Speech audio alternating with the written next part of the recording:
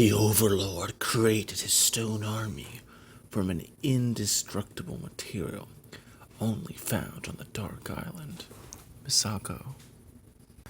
Hello, I'm Sensei Dark Master, and welcome back to the Lore of Ninjago. This time we'll be covering the Stone Army as a break from all the serpents. Let us begin with their origin and history before going over their biology and cultural structure. The Stone Army is one of the most ancient of all the enemies the ninja fought against. They were created by the Overlord in his battle with the first Ninjitsu Master for supremacy over Ninjago. In order to turn the tide, he created these from dark materials found deep underground. This made them indestructible and utterly loyal to the Overlord's dark will. He commanded them via the energies found within the Overlord's helmet, which shall get a video of its own one day.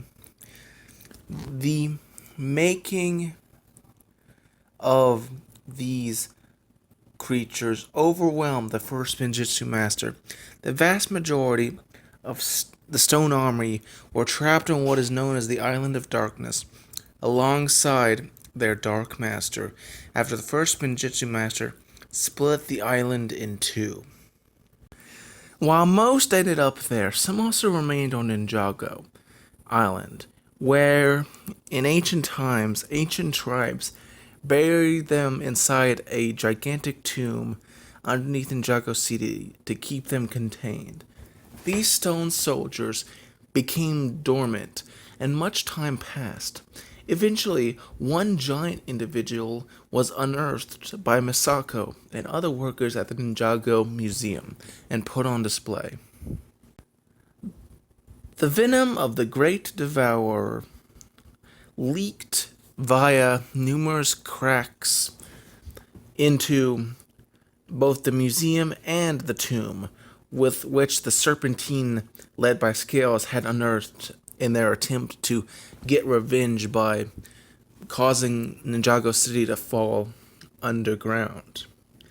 The evil of the venom revived the dormant stone warriors, and they mindlessly attacked Ninjago City. Their invincible status required the ninja to retreat strategically, though they did manage to cause one giant stone warrior to fall down an extremely deep hole that kept it from getting involved in future conflicts in the season. On the Dark Island, the Stone Army forces there served Garmadon, who had risen the Dark Island, and he used them to build vehicles and mine dark matter, a substance of pure evil and darkness that corrupts anyone it touches. Using this, he created the Garmatron, a large tank, ironically named after and shaped after Garmadon, which contained large missiles of pure dark matter. This tilted the balance in favor of evil, and the Overlord was able to finally pass into the physical world and possessed Garmadon. Possessing Garmadon, the Overlord was followed by his Stone Army forces into Ninjago City, where he conquered for a short time the city with the legions of stone soldiers. The Helmet of Shadows was dropped by the Overlord when he transitioned into his dragon form, which was more powerful, but unable to wear the helmet. The amazing brown ninja Dareth found this helmet, and in an amazing twist, forced the Stone Army to fight against the Overlord. Though, from what I can tell, he was easily able to brush them aside because, he's super powerful. This distracted the corrupted Nia long enough to allow Lloyd to confront the Overlord. With the Overlord's destruction, most of the Stone Army was destroyed in the blast, with General Kozu entering the departed realm. However, a few are believed to have survived. These included the giant stone warrior, which is believed to have climbed out of the hole it was dropped in, and imprisoned in Kryptonian prison. There were also a few who served during the Shadow of Ronin, until Dareth gave the helmet to the Ninjago Museum. Also, when General Kozu sought revenge in the Day of the Departed, several of the Stone Warriors were also resurrected to serve by his side. We also saw them in Ninjago Legacy, though those weren't necessarily future events, more like the ninja remembering past actions and adventures, and so were more like reimaginings of previous events rather than full-on new appearances. And I'll get to the redesigns of that in a separate video, because while some of them are okay, others just annoy me. Now that we have gone over the origin and the history of the Stone Army, let's go over their structure, general biology, and ranks. The Stone Armies in general appear to be an inorganic race of stone-based creatures based off of the terracotta soldiers known from ancient China. However, I would also like to stress, due to their facial markings and enlarged tusks in their bottom jaw, they are also most likely inspired by the Oni, though. As we will see, the Onis are their own separate entity entirely. The facial markings appear to be somewhat organic, as they appear when the Stone Warriors are awakened from their slumber, and they don't need to be reapplied. They can, in general, be red, blue, and yellow. However, there have also been green face markings, as well as dark maroon. In general, most of the skin tone seems to be like stone brown. However, General Kozu is unique as it has a more marbly white appearance. In terms of political structure, there are several ranks. From lowest to highest, we have Scout, Swordsman, Warrior, as well as the equal Giant Warrior, and they are all led by one general. Let us start with the weakest and smallest, the lowest ranking of all, the Scouts. They have overwhelmingly short legs, though Legacy introduced a taller variant, which could be described as a Super Scout. Really, Legacy kind of ruins the distinction between Scouts and Swordsmen, as sometimes a Scout will have a sword, and sometimes they'll be tall, which kind of negates the differences, in all honesty. The Scouts mostly have yellow face paint, but there are occasions where a Scout can have green or maroon markings. For weaponry, they overwhelmingly wield crossbows, with some recently using a form of stud shooter that is designed after a crossbow, which increases playability, and I can respect it a lot. They also come with quivers in red and gray to hold arrows in, and only rarely do they wear armor.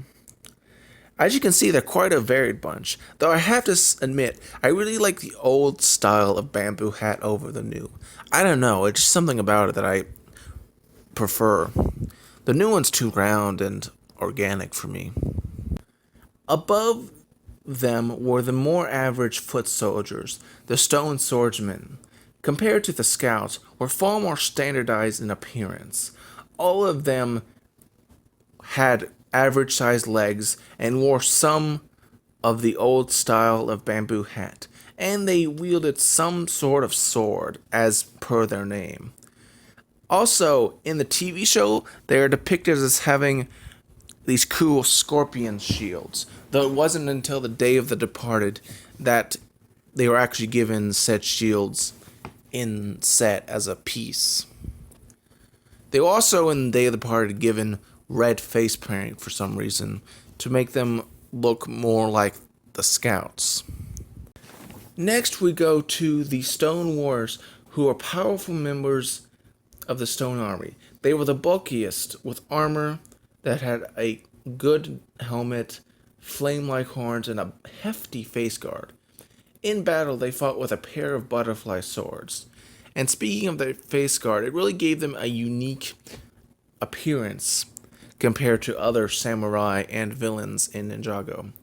In Legacy, they had a drastic reimagining where they lost the iconic face guard and were given katanas, as well as much slimmer armor. Overall, much of a downgrade.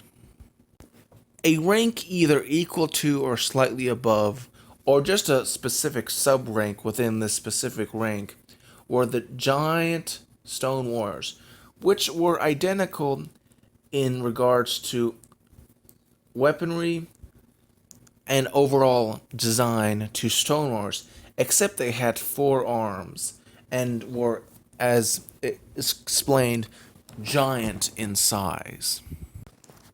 All of these stone warriors were led by one general, that being General Kozu, who was the second in command to the Overlord / Garmadon. It is because of his will that the various dialects of the Stone Army were standardized into a single efficient language. Otherwise, the general commands the army as a general would. His rank gives him a unique color of armor, and it's not known whether he is the only general of all time, whether or not there have been previous generals, or if there were once others and he's just the last one around. However, considering he has a unique name, it's likely that he has always been the sole general for the Overlord. The Stone Army also uses a healthy selection of vehicles, the most common being the Warrior Bike, a dragster-like vehicle with large wheels on the back and a frontal treadmill. This vehicle has a pair of exhaust pipes that resemble the horned helmets of their riders. Also common were the Stone Army catapults, which were obviously catapults used by the Stone Army, and were unfortunately not as original in design. Less common were the truck-like Stone Army tusks. They appear not to have any weapons, implying that they might have been used more to mine dark matter before being reformatted as vehicles, though they were seen in the invasion of Ninjago City. In addition to these, there were a few unique individual vehicles that were not as common as these previous ones. For General Kozu was the Hopper, a strange four-limbed yet treaded vehicle. It had a water pump mounted somewhere on its underside to put out fires, as well as a missile launcher. For Garmadon, the Stone Army built 2 vehicles. The first was a relatively generic samurai mech, with 4 arms in appearance similar to the Stone Warriors. They're not very original when it comes to their mech design. After it was rendered inoperable in its attempt to subdue the ninja, Garmadon was given the massive tank named after him called the Garmatron. Yes, that's its name.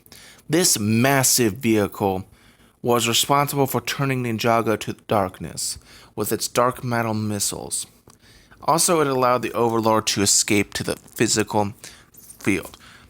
In terms of design, it's really just a tank, but with a massive helmet-like armor and just a weird face cannon.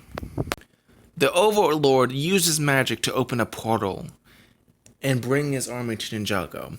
There, the tank-like Garmatron transformed into a second form, an immobile tower with numerous slightly less armored turrets. In the end, the Stone Army was largely destroyed when their master, the Overlord, was taken down. So what can we learn from these warriors? Well, we can learn the strength comes not necessarily from invincible armor or impressive vehicles or numbers or standardized language. Rather, it comes from what's inside. What it is free will and teamwork that can help us overcome any enemy. I am Sensei Dark Master, and join me next time where we re-enter the dojo of Ninjago Lore.